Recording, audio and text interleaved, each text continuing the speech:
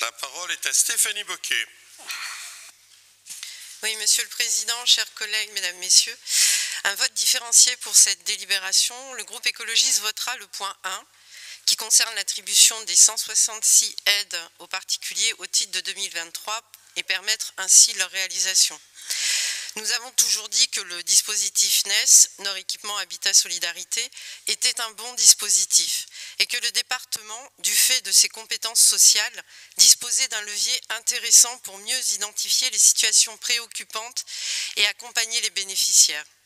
C'est pour cette raison notamment que nous avions proposé à Jean-Noël Verfailly de s'inscrire dans le programme SLIM, le service local d'intervention pour la maîtrise de l'énergie, une solution du réseau CLAIR, réseau pour la transition énergétique, comme d'autres collectivités l'ont déjà fait et comme le recommande notamment la Fondation Abbé Pierre.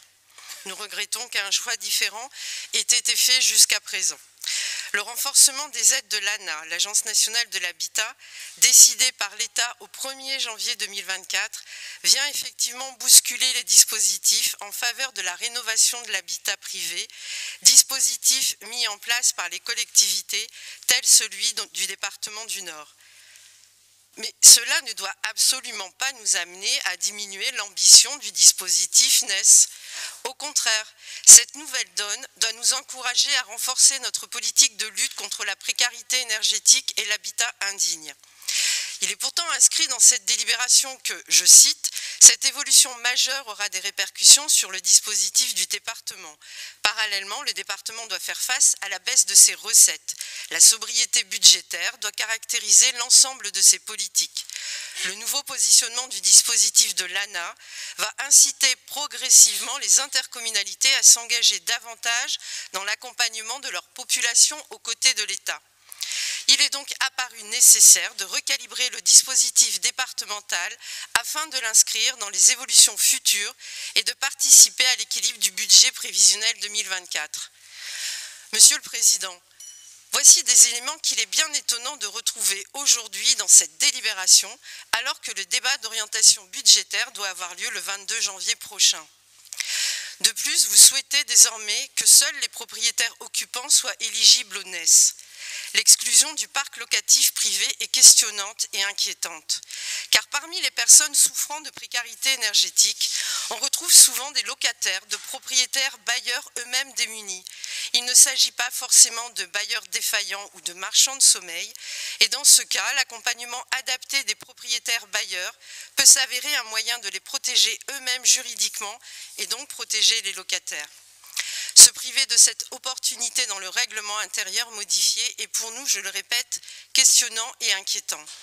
Par ailleurs, le plan France Ruralité qui se met en place propose une prime de 5 000 € pour les propriétaires privés pour encourager la sortie de la vacance.